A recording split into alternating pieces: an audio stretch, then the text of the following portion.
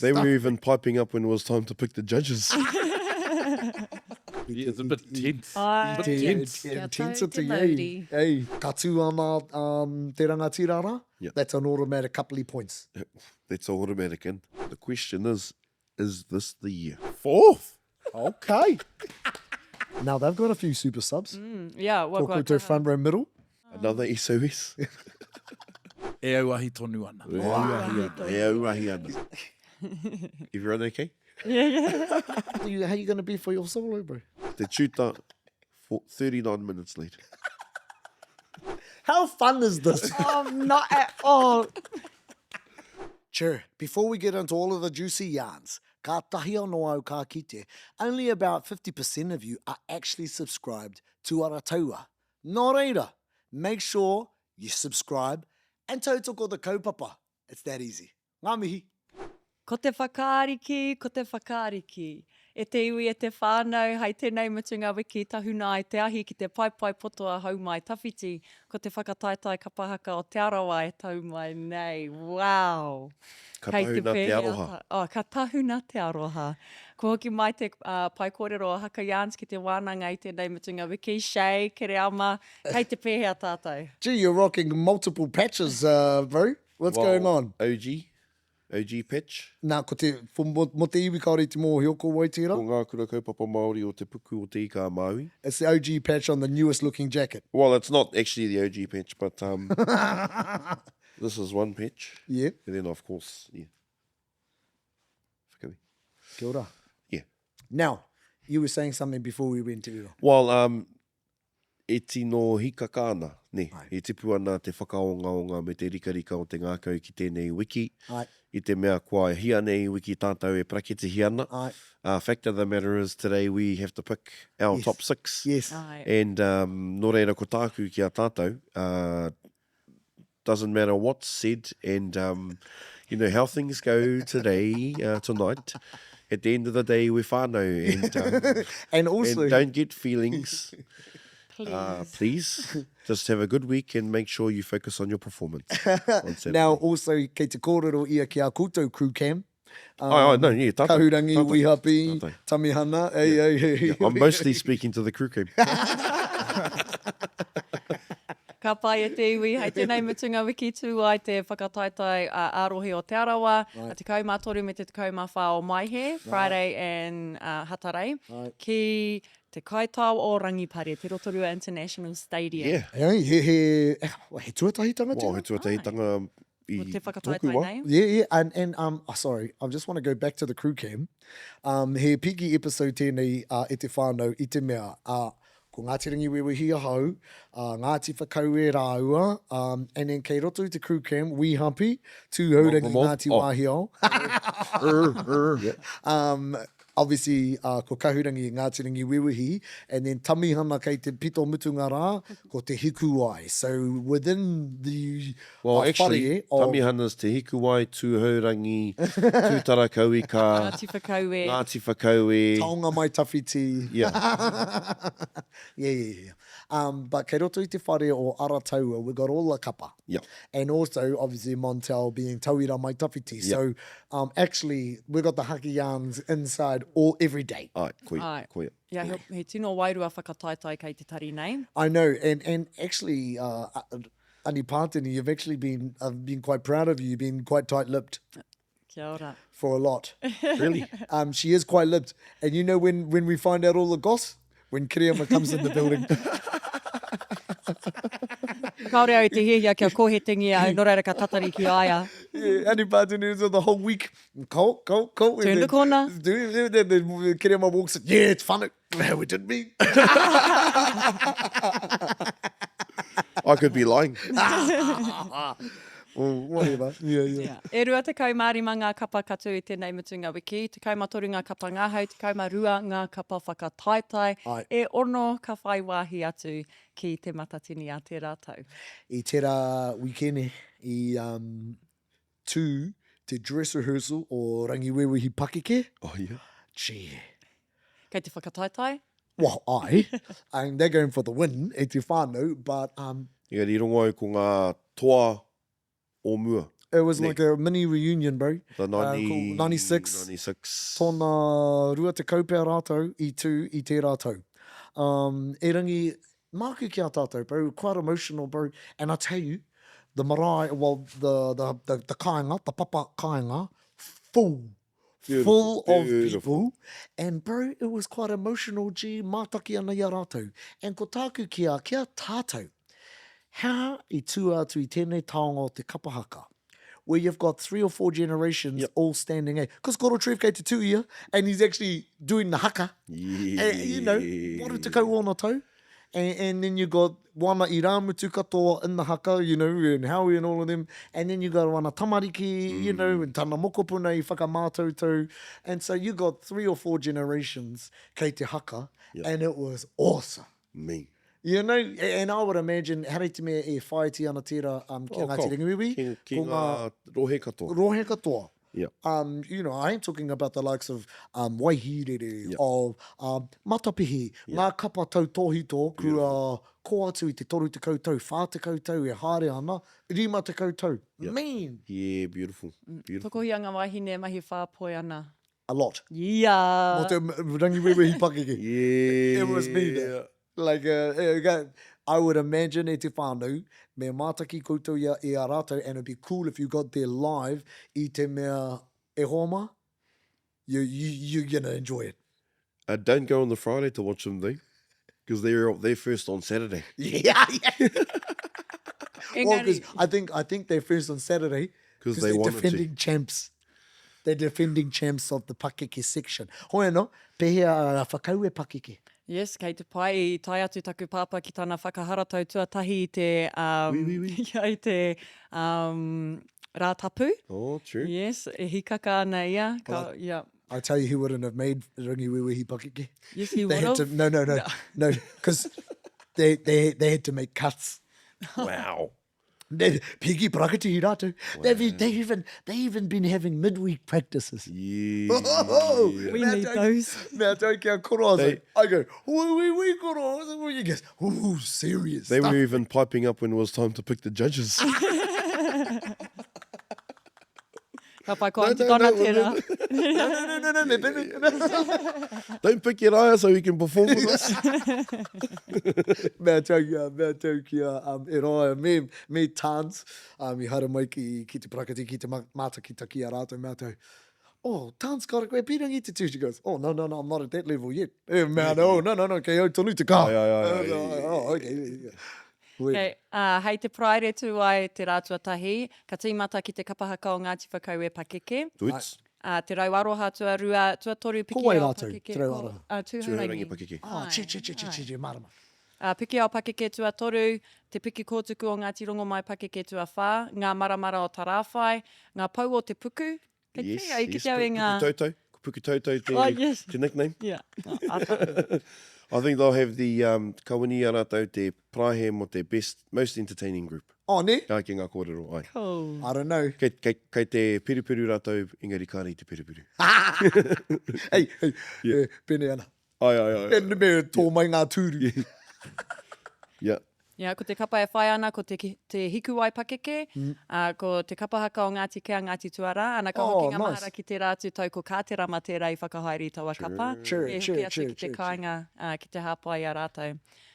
Ko te kai o te waka o Te Arawa ki tai, ngā uri o te takapū o Tapuika, ka mutu ki a Ngāti Ngāti Rangiwewehi. Nice. Wā tuatahi ko whakauru tīma. Ātāhua. Or ever, I think. True. Yeah, nō reirei tū te dress rehearsal i te rātapuka pahi mōnei. Maru ana te mara i matata i ngā uri. I rawe. Mean. They etahi o rātou whitu te koutou te pakeke, e nā pēnei hoki mō whakaue pakeke.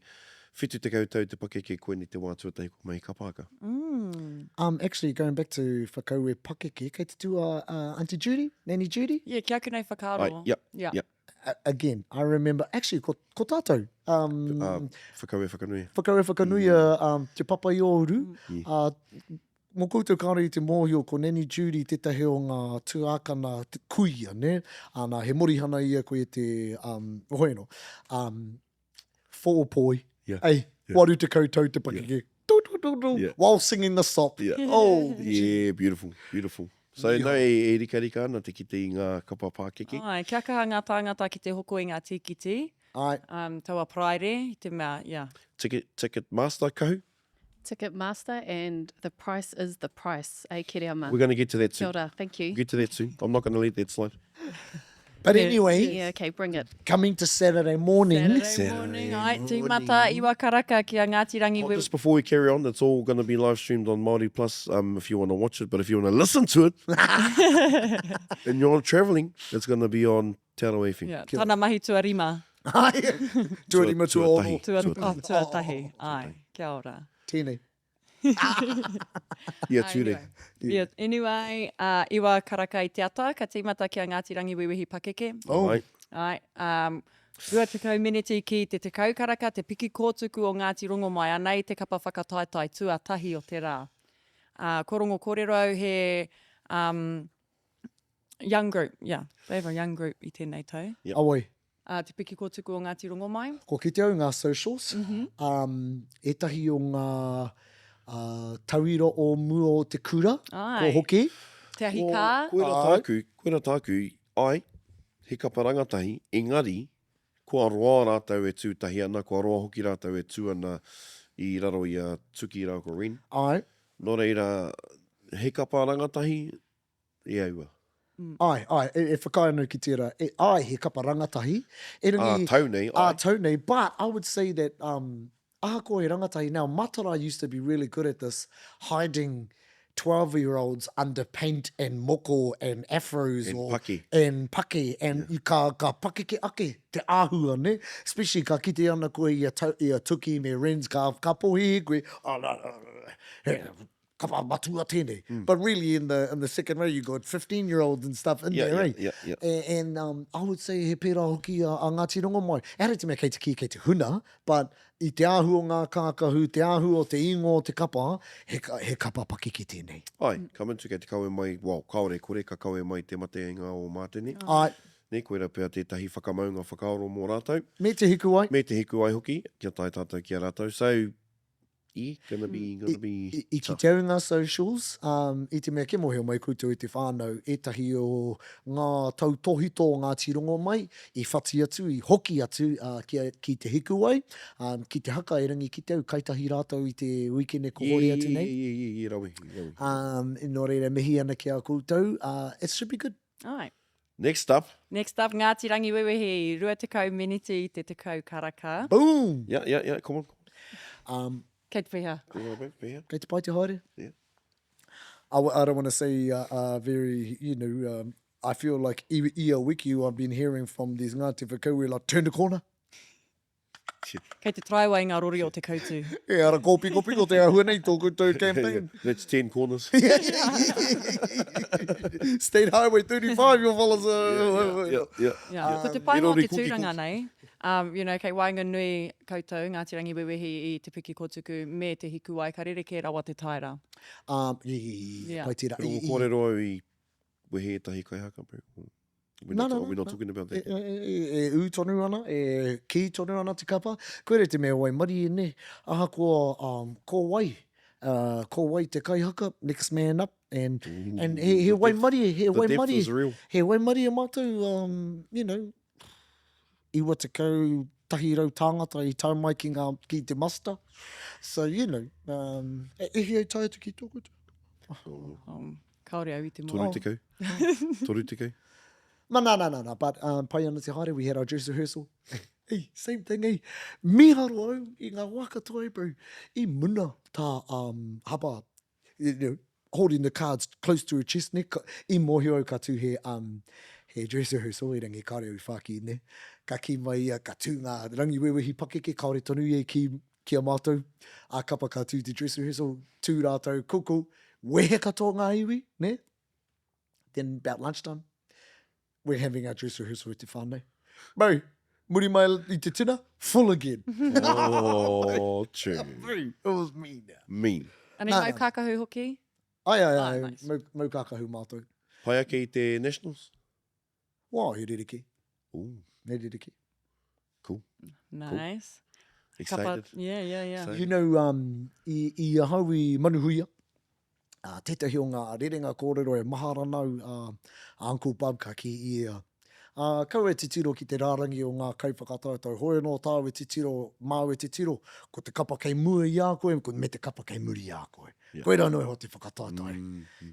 Nō reire e pai ana kia au, ko piki kōtuku kei mua i a mātou, me te Hikuwai kei muri, so that should be fun. Kahu, pehea. Yep. Pehea te wairua.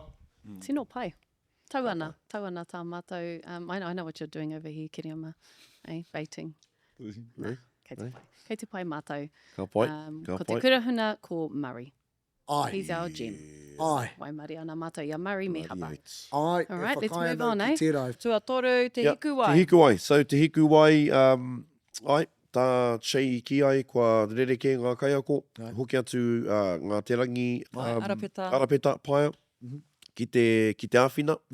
Nā, ki taku mōhio, ko te pāpā tonu o ngā te rangi. Nāna, Paora. Uncle Paora. Nāna te kapara i whakatū i ngā tau ki muri, ne? Ai. I whakatū, Nā rātou. Tamihana, did he start it? That's correct. I Papa Paora started Te Hikuwai. Yeah. He started the Piki Awahuri too. True. Yes. Yep. And i ki tau te tau ngā socials, and I was all, he tauhau ki au, Richard Francis e kororana mo te Hikuwai, nā koera te, ko te āhu o te roto. Yeah. I was like, oh, sure. Yeah. So, and pehea Tamihana? Yeah, how you going? Quietly confident, but Say it with your chest, Tamihana. we're coming. Are you standing, We're Tamihana? coming. Are you standing? No, unfortunately not. I'm not standing this year. I'm heading a hapai, always heading a hapai, but How many mean solos? How many mean solos are they doing? Yeah. we'll just have to wait and see. Ko ai ngā You know, kai tātaki. Yep, have to wait and see for that one. I would imagine because they've had a few solos te Hikuwai i roto i ngā tau, but with the inclusion of Wirihana, I mean, the solos follows Wirihana like white on rice, eh? Wirihana, Wirihana will be definitely the male leader. Yeah. Oh, I don't know. Beast is He in manu, there. he manu te ori ori. And he's a soloist too. And I leader. wouldn't, yeah. And you never put it past. Wirihana will be the leader. Nah, I don't think so, bro. And you never put it past old Matangireia as well, bro. Who's the Kei te leader? mōhio. Kei te mōhio hoki o ko ngā. Oh, true. Oh, it's Wirihana, eh? It's not Wirihana. Engari, hei te tekau mātahi tū ai a te Hikuwai ki reira ka tātou ki te aikoai ngā kai tātaki. It's O te rā ratchet. Ngā reka o te kapa. Yeah. Te kapa whakataitau tua whā. Te rotorua nui a kahu mata momoe. Ai. Ko hoki mai. Kōra roi ki te tahu aku hoa i ngā pō. Wati. Te tuakana o Hapi. No names. But yes. They will upset the apple cart. Yeah? That's what I'll say. Nice. Ka tū Uncle E? I would say he would have to. I would say that too. I know I got my super sub with Mātātua and Rikirangi Gauge wrong, ne? Yeah. That person who gave me it was clearly gassing me up. Yeah. But I would say it's the same thing. Yeah. It's the same thing. Yeah. Ka tū ana te rangatirara, Yeah. that's an automatic couple of points. That's automatic in. Well, I don't know You're about in. I don't know about in. You're in. I don't know about in. They've got but about they've got about 5 ex-matarais judging. that's true. But that's why I say that's an Love automatic. you, pups. Yeah, all of that. It's an automatic couple of points per item. Yeah. So, mena ka tū te rangatirara, he āwhina nui tērā. Ko taku māharahara, he rahi ngā kaihaka hou, he rahi ngā kaihaka no ngā konohete. Ki te ia ports? Ho, ho, ho. Oh, kare a pōti, e tū. No, he was in the social. He's not. Ki te pūrongo o Aukaha. Yeah. Ia, i rawe te kite i te rei te mea. Kua roa e rongo ana i ngā kōrero e rere ana. Yeah. Ana i kite. So ko te tūmanako, i tū tā rātou dress rehearsal i te weekenda, ko te tūmanako ka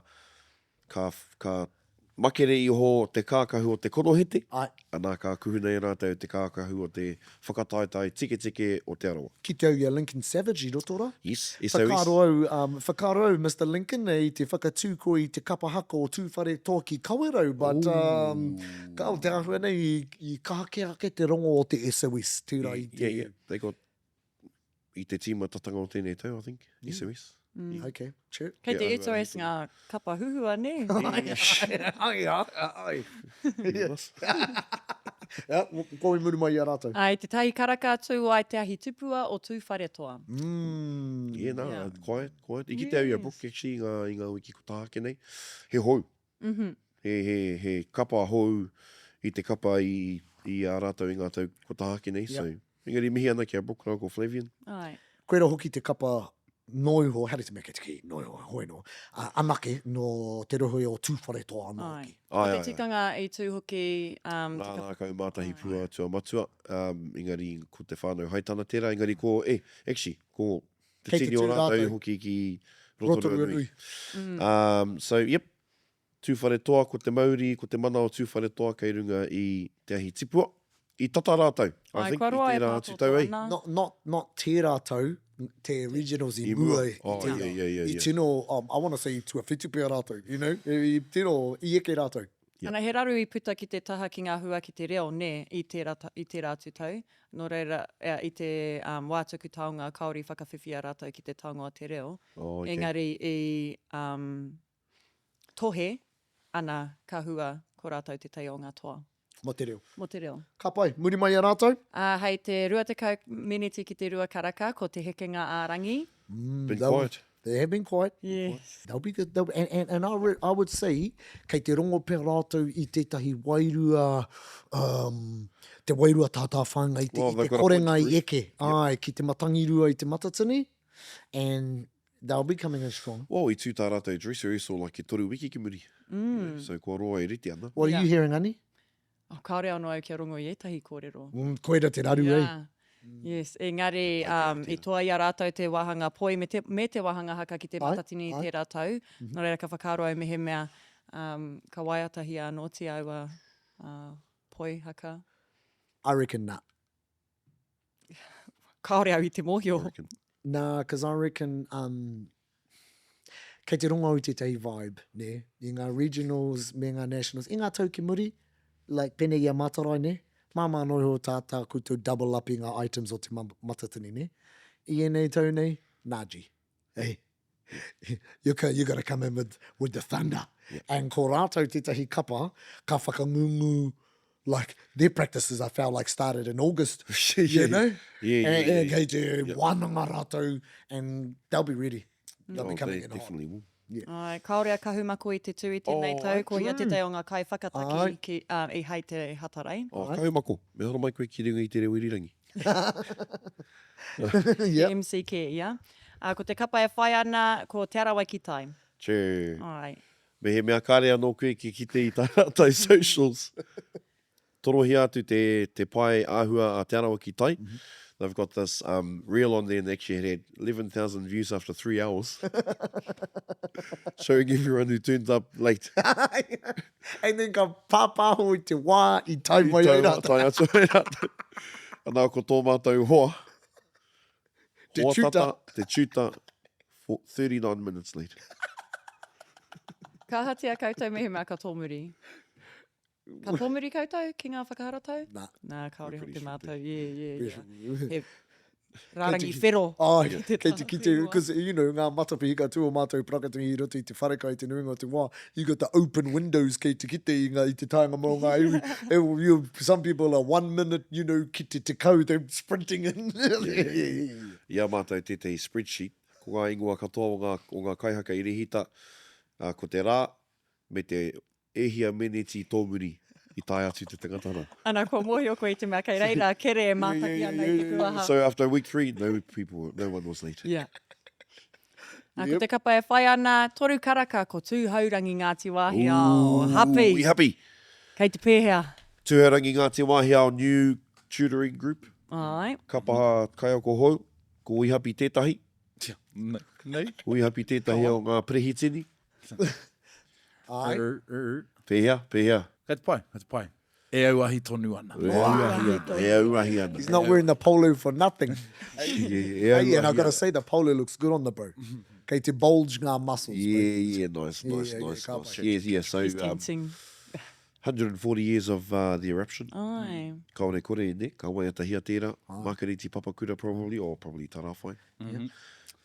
So really looking forward to it. It'll be interesting to see, bro. You know, like what I was saying about e kore double up. Etahi o ngā items pēr ka double up. But, you know, ko tūhourangi roto i ngā tau, you fellas like to paint the picture. And the whakaekes. And you like to bring on everything, ne? And, you know, with the eruption and stuff, it'd be interesting to see how they do that. Well, piringi au ki te mōhio. Kei te pēhea te haere ui hapi i te, you know, he ohu kaiako hou. Aye. He ohu kaitito hou. Aye. He rangatahi. How do you adapt? How does a group adapt to that sort of change? Kei te tika tau, he ohu hou, you know, he kaiako hou, no reira, you know, kei te ako tonu mātou, you know, pēia tēnei momo haerenga, no reira, ai.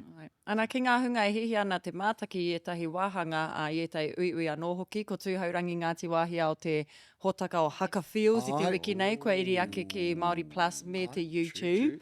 Miharo miharo te titiro me te kite i a rātau mahi. Kaore rātou e whakātu i ngā waiata. Te ohu kaiako ko tahanga awari, tangi tūhuata, tia huia, ropitini, ui haps, Kiri. kiri waitingi, koe anō.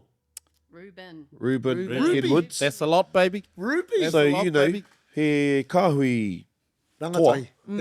But the funniest thing is taha I runga I Haka Feels ka ki you should know haru te mea koera te whaingane, he whakaahua, he whakakanohi, I te hui, I te taira o Tūhourangi Ngāti Wāhiao, but a trophy would be nice.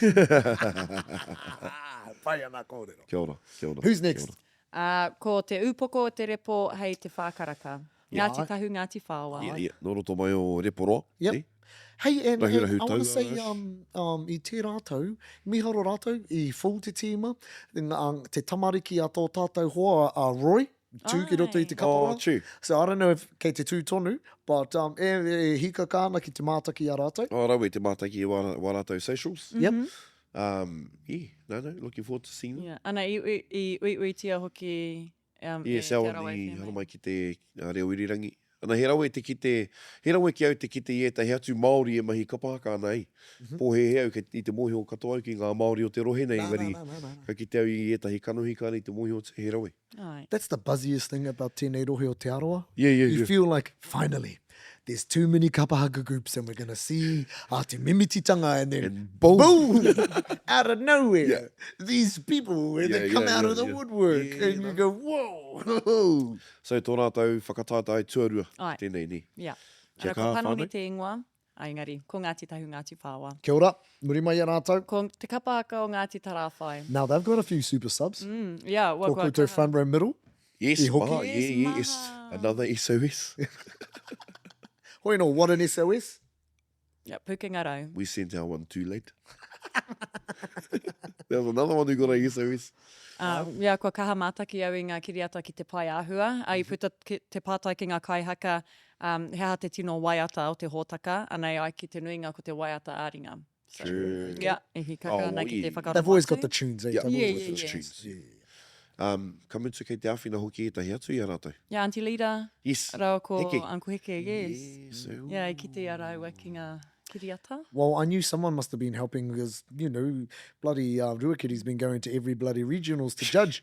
I was, I thought you were the tutor. Me te kai tāti tāti. Oh, okay. Yes, ana ko te kauma o no tau tēnei kapa e tū ana. Te kauma ono. Ai, Oh, okay. about that Koe tōna te nei te kauma tau. ono. The question is this the year? Well, pai te tūranga, third to last. All right. This would be the best chance, really. I don't know. I don't think so. I tū no tata I te teitau, I think. Ua mano te kauma waru. We happy again. Neo ki koe. A tōna wā.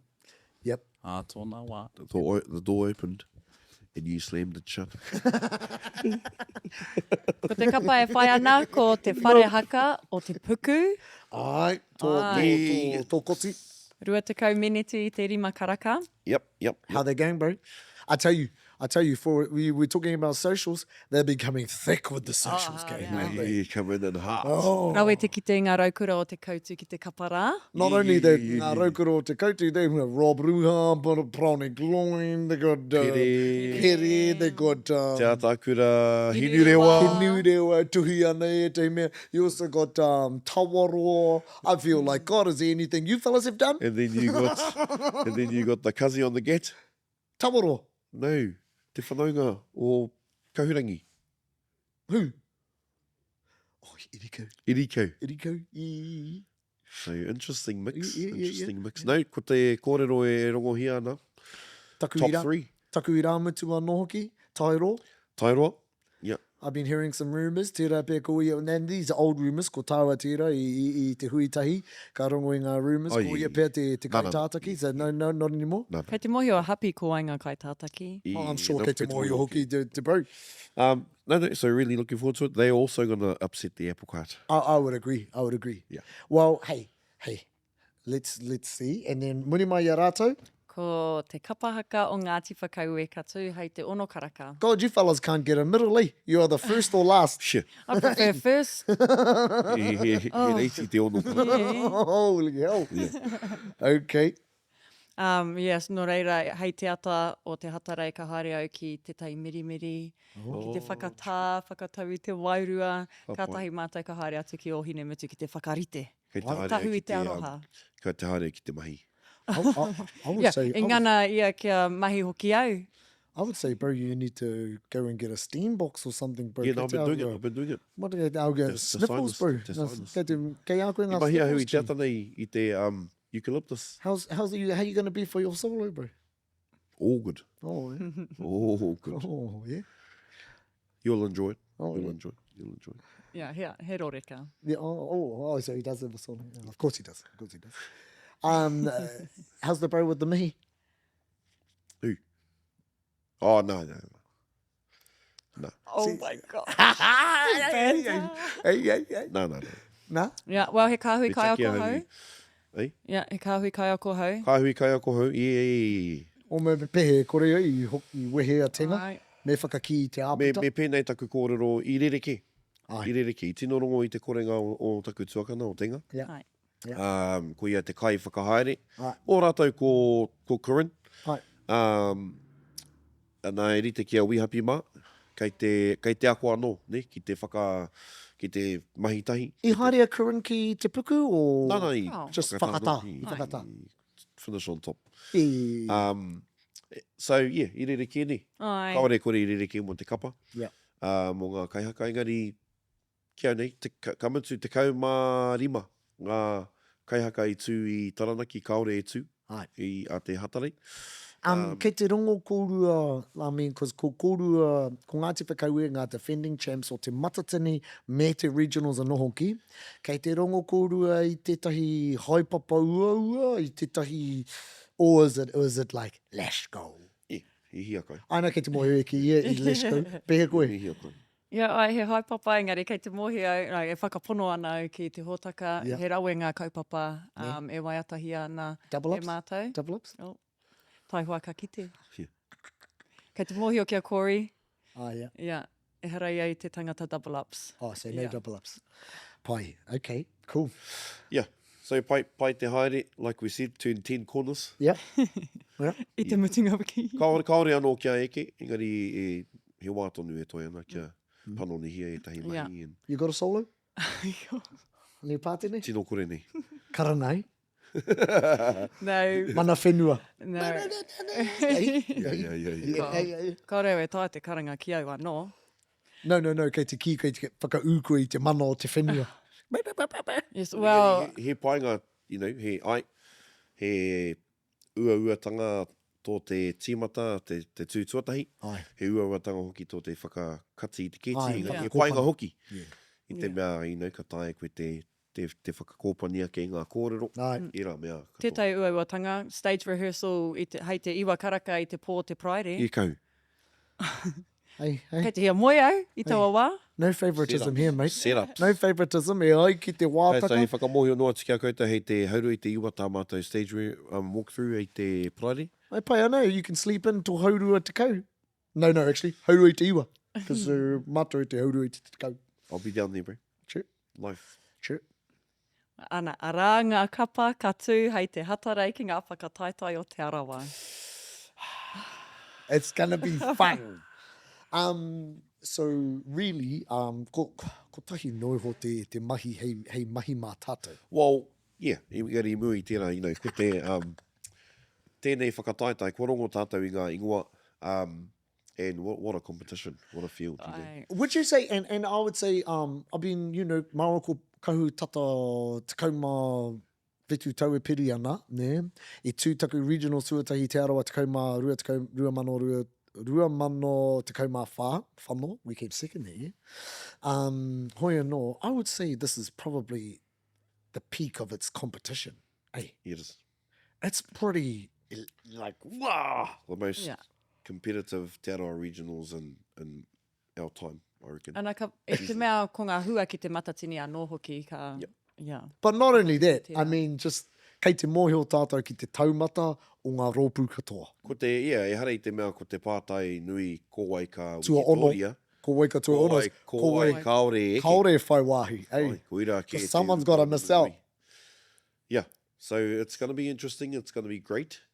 No time wasters this weekend, I would say. And it's going to come down to, like, pono, I would say, te wehenga I wanga nui I te tuatahi me te tua ono, we're talking 1 or 2 marks. E kei ngā kaiwhakawā.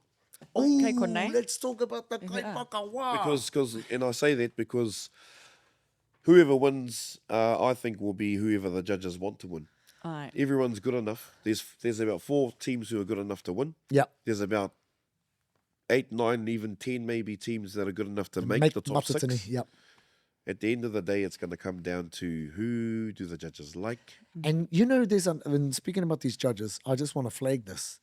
At the end of the whole Haka yarn season, we should do an analysis because a lot of these judges are judging at all the regionals, and we should do analysis for their marks because they're highly likely to judge at Matatini as well. Yeah. Ko wai ka ngā mea ka angi tū. Yeah. Yep. Hoi anō, whaka eke, ane ngā ingoa. Ooh, Maio in there. Ai. Maio, yes, Te Maio on the paper. So whakaeke ko Erin Thompson Poe, Te Maio Hotham, Kimiora Webster, Taumata Solomon me Takuta Anahahini. Yep. Straight up, I don't know about, I know, he whanaungatanga kei roto I ēnei mea katoa. Pare uau ai, your kids, Yeah. te roto I te kapa. Tētahi o ngā kapa and ko koe te kaiwhakawā. Oh, yep. Nā hau etahi items I tito. O te o ngā Yeah. I mean, like, me kororo, ne? We got Erin, ko tāna te māhine, probably te kai tātaki o te puku. Yep. We got Kimiora, tāna tama kei roto I Rongomai. And then we got Āmaha, tāna tama kei te rakuraku mō Tūhourangi. Me tana kōtiro kei roto I Arongomai. Ooh, buzzy, eh? And tāna wahine I tū mō hikinga I roto I ngātou. Tūhourangi. Oh, me Tūhourangi, obviously. Yeah, yeah. So, It's yeah. buzzy. Yep. Yeah. Mō te atea Pūao Fofo, Ria Brosnan, yep. Dr. Te Hira Painga, Hohua Mohi me Raimona Inia. That's an interesting one, eh? Buzzy ra tēnei rārangi. Āringa ana me ka Kei te painga. rōko I Yes, tētahi yeah, wairua. kei te whakaro au ki o mātou waiata. Ai, ai, ai. Pai rānei ki a rātou. Āringa ana me ka How painga. whakaro he pai ki a ratu? Yeah, Yeah, ai. kore. Okay, Ari. Āringa ana me ka painga, Daphne Papuni, Philippa Mohi, Te Taipa Kāmeta, Taumata Solomon. Tauhoa, ko ai a Daphne Papuni. Nā no mā tātua. Ki roto rua. Okay. Kare te tino moho. Yeah. Poi, Erin Thompson Poe, Hui a Hāhunga, Marcia Hopa, Ria Brosnan, Te Maio Hotham. True, so e rua ngā aggregates. Ai, E rua ngā yes. aggregates, ko tahi te non-egg, e rua rānei ki etahi. Wow. Yep. Okay.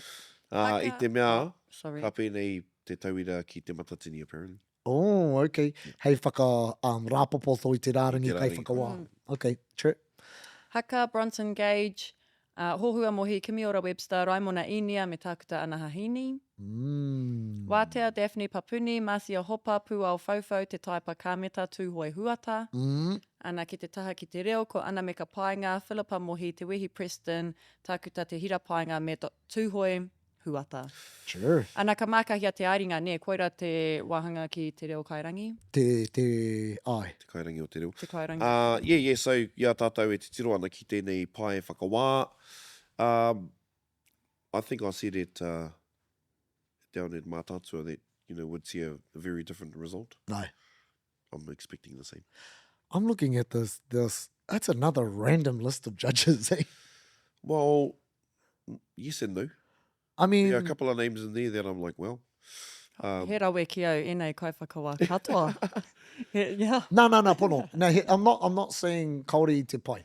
He ekinga, he miharo te taumata o ngā kaiwhakawa, but like, i roto i ngā tau, correct me if I'm wrong, ko te arawa te te ngā rohe, tino uana ki te whakaaro, te arawa nahi nei kei te whakawā. Ai, koe rau i ahu ohorere ki te rahi o ngā rāwaho. Ai. And koene tāku e kīnei, like, there's some names in there you wouldn't think ka whai wai. I'm looking at you, Te Hira. Hey! It's like, whoa! Yeah, nā kāri paku tohea, really. No, yeah, mean. Ka tino miharo. Ka tahuri ki ngā pixie nai nei. So, how do you fancy your chances i a koe te tiro ana ki ngā kaiwhakawā? Mean. Oh, I like the list of... Ko te head judge. Ko whaia turuhira. Whaia turuhira ke te head judge, ka pai. And then... Kāre ngā matatoki e konei. Oh, okay. Oh, Carl. Yeah, anywho. No, it should be interesting. It would be very interesting. Nā, tētahi o ngā ririketanga, ne? O tēnei whakataitai. I roto i ngā tau a te arawa, mātāmu ana ngā kaiwhakawā. Like, kei te kite koe o rātou kanohi i a koe tūama, ne? E rangi i ēnei ahua tawhiti ana rātou, rua ne? te Māori mamita. Yeah. So he ririketanga tira, pai mai kino mai, he ririketanga tira. So that's an interesting vibe. Yeah. Actually, that's a good point. Ne, because e maha ranau tira to regionals, e haka ana. Kei ko nā noho. Etahi wai i tūtaki o mātou karu. Yeah. Probably didn't help. We better go make some changes. But yeah. So anyway. Pehea o koutou whakaro Hups. e te pai. Pai no, kare aha ki au. I'm looking at this, we Hapi, and I'm thinking, there's a lot of poni-ponis on Tūhourangi, you know? Yeah. And? And there's a poni-poni in the judges as well. Well, you know what I'm looking at now is that there's a lot of Monako guys here. And if you're mehe mea kei te Monako koe and you're not on, Yeah, tika. you're not in. Tika. Yeah. Yeah. Tika. Because, kei te mohi o wene nā. Hey, angles out. Yeah. Sorry, guys. Yeah. So, Right, mona. And also, they ke te mohi o rātou me pēr te patu hoki. Hey. Kaua e whakamahi. Hey. Okay, top picks. be sharp, just be sharp. So what item are you fellas doing, patu? Wait and see, Marbury. Watch it. Hang on. No. 2024 picks. Ngā hua, Hua. i te taurua manorua te kaumawha. Ai, tuatahi Ngāti Whakaue 698.5. Ai. Tuarua Tūhourangi Ngāti Wāhiao Ai. 698. And actually, I just want to say, if Tūhourangi carried on their trajectory, they probably would have been the top kapa in Te Arawa right now. Yep. Third, Te Pika Kōtuku o Ngāti Rangiwewehi 9698. They both came, They both come second equal. Equal. and then what? I Second equal, toa eating i Tūhourangi te poi. Aye. Oh, yeah. Okay. And same with Ngāti Rangiwewehi. I third equal mātou, erangi, I equal, ne kahurangi, I equal, and then they had to go down to the Haka ki taku mōhio. Yeah, no, it went reo, it went down about 4 pegs. Yeah. Wow. To Sara find, mō tētea. to find Fuck. Yeah. te wehenga. Because everyone was equal i te rātou, Everyone got an award. Yeah. So look at this, bro. I te rātou rua mano rua te kaumawha, ane ngā mea te graphics, te whānau. There is 1.5 between first and fifth. Fuck. Ne? That's buzzy. It's fuzzy. And then there's a little bit of a gap between the sixth. But tāku e ki nei I tēnei tau, it'll be the same. Well, but what won't be the same Will be the list. is the list of groups that are going to make it. Well, maybe. Te rāpea. Maybe. Mai koe ki atu, ka rereki. Okay. Well, let's get into the picks then. Okay, ka tīmata ki a koe. No, hold on. And now, e te whānau, e hara tēnei te whakahihi, we all think our kappa's going to win. Yeah, Ne? so we were just going to So, start E with mea it. whakapono. Aye, our kappa are going to be number one, our own individual kappa. and next year it's about not being whakahihi, but also kei te tuku koe i tērā, Ai. ihi rangaranga, Ai. tērā ngāo ki te ao Ai. tukupu, ne? Aye, Kaore kore ko ngā kapa katoa kei te tuku hoki i tērā whakao. aye. Aye, Nō reira, me pēra hoki mātou. katoa tātou i roto i tēnei rūma, e hia marama e whakangungu ana, Yeah. e pirangi ana kia Anyone who mutu. tells you that it ain't about making the nationals, bull. Right, well, for For us, this. for us, i roto nei, ne? So, are we going to go with sixth or are we going to go from first? Because from first will be the most interesting one. eh? Let's go from first. Yeah. Okay, ka tīmata ki a koe. Okay, first will be Wewehi. Ngāti Whakaue. Yeah, well, yep. Yeah. Second, Kuke. Maybe let's just go to Oh, the yeah, four, yeah. four, eh? Yeah, there we go. Here we go. yeah, so Tūhourangi, Ngāti and And Hikuwai. Te Hikuwai. Okay. Yep. Second, aho, I'm going to go Ngāti Whakaue. Tūhourangi. Heke Ngārangi. Woohoo. Ngāti Whakaue. I'm going to go Hekinga. Tūhourangi. Tuatoru. Tuatoru, ka me ngā tuahau. Te rārangi. I'm going to go Hekinga, Tuatoru. I'm going to go Rangiwewehi. I'm going to go because, performing in the morning, yes, you are at a disadvantage. Yeah. You have to do more. Yeah. You know? So I'm going to go through Tūhourangi. Tuatori. I'm going to go Hekinga. Whakaue. Rangiwewehi. Tuatoru. Sure. Fourth. Start over there. Yeah, actually. Yeah. Start with Tamihana. Fourth. How tau? Ngāti Whakaue. Fourth? Okay. Sorry, Hubs. I'd actually put you guys higher, but because we have to do this, Yeah. Tūhourangi. Yeah. Catch by. Yeah. Yeah. Same here. I was putting we were here at fourth. Yeah. Okay. Ama, fourth. Fourth for me is going to be Te Puku. Hekinga. Yeah, I think fourth. Again, I love these fellas. I love everyone. I love you as well. I'm going to say Te Puku, fourth. Okay, fifth. We're going to start with you, Anipātene, because I've been starting every time. Fifth. Fifth. Ai. Ngāti Rangiwewehi. Is it me? Yes. Yeah. Well, Yep. I'm going to go... How fun is this? Not at all. I'm going to go... because I know what it's like performing first. Yeah. And it's difficult. Yeah. And, got to have the right people in place, all of that stuff. So I'm going to go Ngāti Rangiwewehi. Okay. Fifth, I'm going Te Puku. Kahu. I'm going to say, and I just want to make a comment on the whole first thing. I think it does matter, but it doesn't matter also. But anyway, my 1, 2, 3, 4, 5, piki kōtuku. All right. Tamihana. Fifth. It's like we've been thinking about this for the last 6 months. Yeah. But right now, when I'm putting you on the spot, you go, Fifth, I have Hekinga. all right. Okay, now we're going to go 6th place. Ka tīmata ki a koe, Ama. Well, it's going to be Rangiwewehi. Now, I was planning on coming in and not putting Rangiwewehi in my 6th section for the magic of television. But Your shit. but I'll put you at 6th. Okay. But yeah, we'll have a wānanga about the groups that aren't in our 6th. Yeah, hard. Okay. Tua ono Te whare haka o te puku. Kia au, who have I picked? And I will say Tūhourangi. Have I already picked you fellas? Oh, true. E aua. Montel? No. No, you know, yeah. No, you haven't. No. I have picked you fellas. You were 5th, so I'm going to say Te Hikuwai 6th. Ooh. Hups. 6. Okay.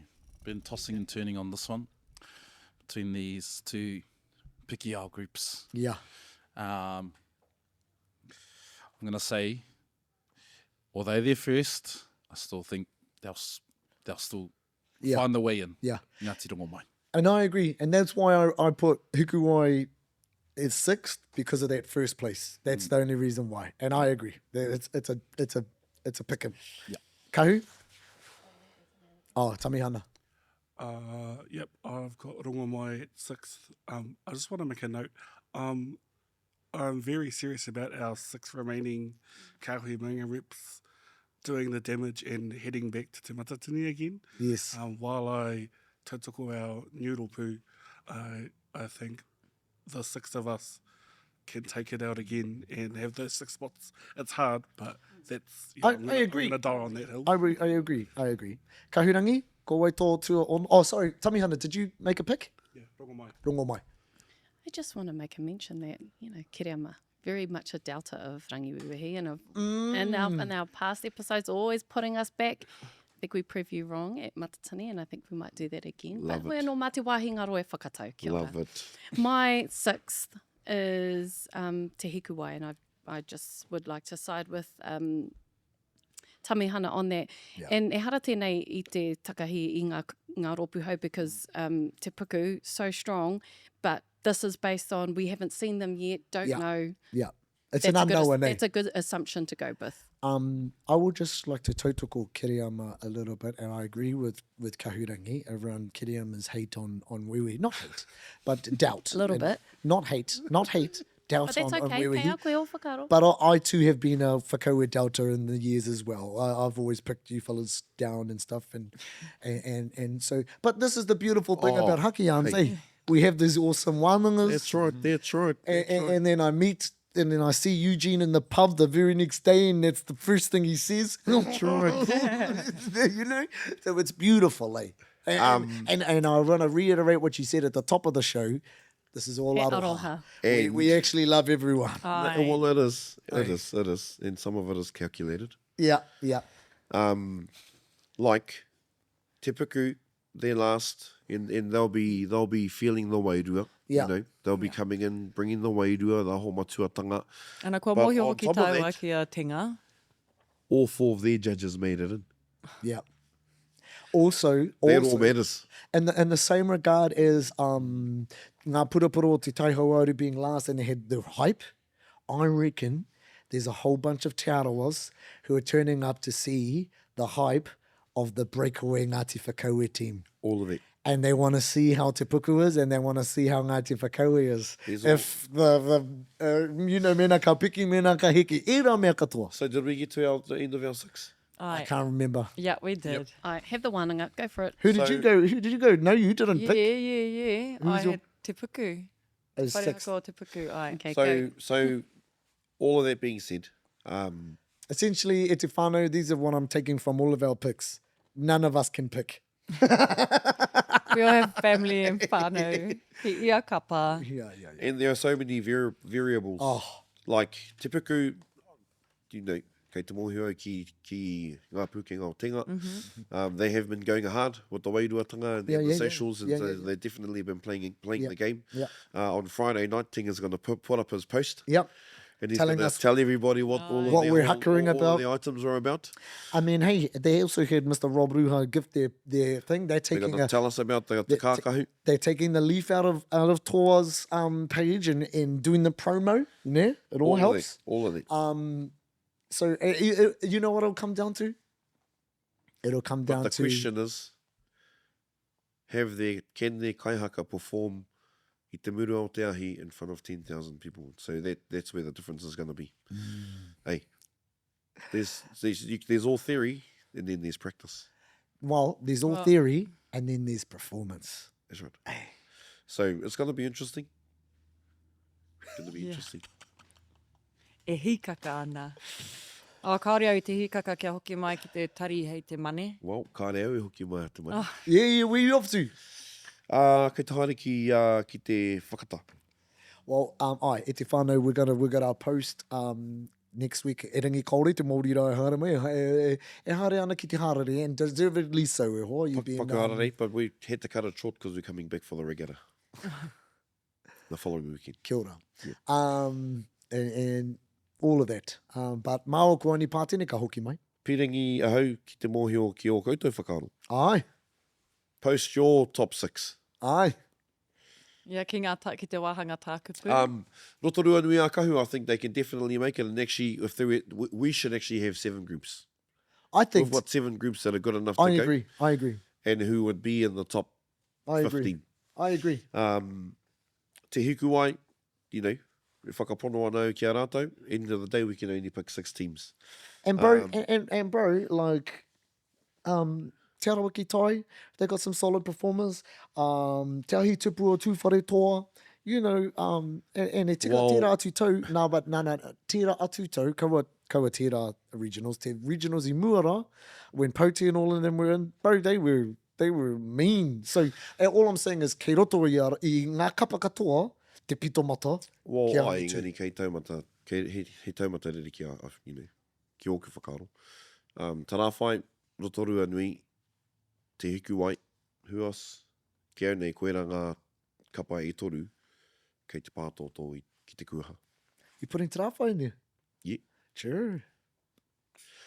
Yeah. Well, I would love to see them get through. Me too. Especially this year. Ai. Me too. They've Ka been hoki mai a hine mihi you know, a tērā tau whenever. they've been doing the hard 140 yards. years, so They've been doing the hard yards. Tira. I'd love to see it. Cool. Everyone okay? Yeah. All right, here we go. I feel like you're worried. I feel That's like everyone's kei te rongo I te... Yeah, it's a bit tense. Ai. Te Tense. intensity, Kia tau, te eh? mauri. Hey. Kia ora. And so just on that note, hokona ngā tikiti. Yes. Oh, Kereama got a You bit right, of the but sniffles. Yeah, but Māwiri. Later. But Māwiri there, Kereama. Yeah, coughing in his direction. Oi. I māwiwi au I tērā atu regionals, kāre au te hia ka whenei anō. You know what that is? That's the intensity coming out right there. But everybody have a great weekend. Yeah, All the best. yeah. And yeah, aroha nui. Anipātene, do it. Kahuna te aroha. Nā te aroha e te awhai. Kia ora e te whānau. It's the same message. If you liked it, well, make sure you like, heart, subscribe, and share. Haki Yans. Toits.